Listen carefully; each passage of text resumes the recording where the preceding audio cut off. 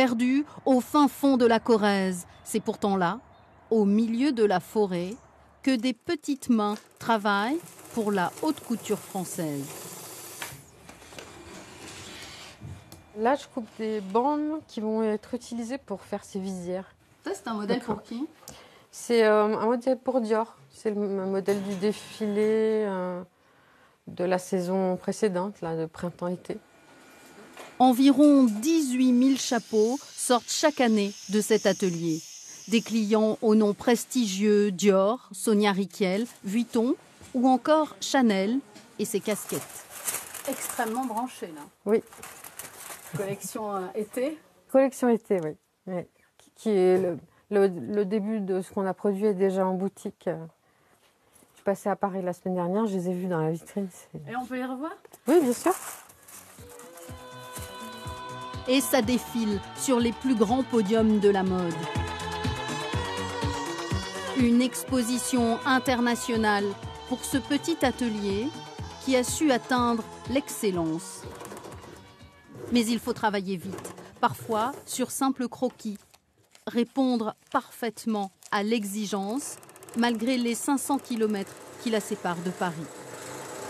On peut nous demander un prototype le matin, le soir ça repart par chronopost et le lendemain matin, les clients l'ont sur leur bureau. Ils peuvent l'essayer sur les mannequins. Donc ça c'est très important. Il y a 20 ans, Marie-Claire Barban et son mari quittent Paris pour, disent-ils, faire respirer l'air pur à leurs enfants.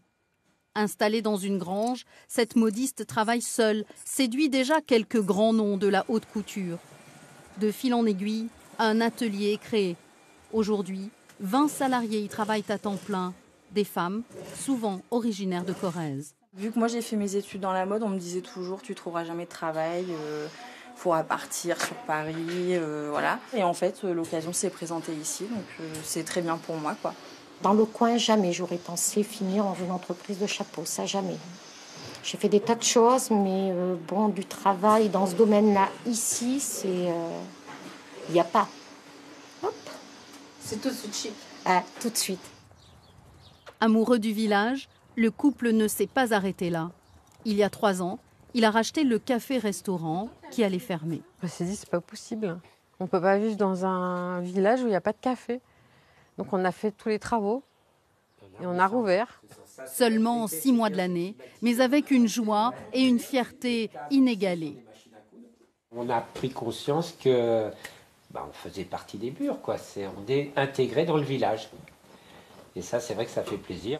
Dans quelques temps, Marie-Claire Barban prendra sa retraite, lèguera le fond de l'atelier à ses enfants. Et c'est cette jeune modiste qui prendra les rênes. Depuis 16 ans, Jennifer Bombal a été formée à toutes les ficelles du métier, ici, à Combresol. Il est important de continuer ici, avec cette équipe-là. C'est mon souhait. C'est mon souhait de continuer ici, avec les mêmes filles.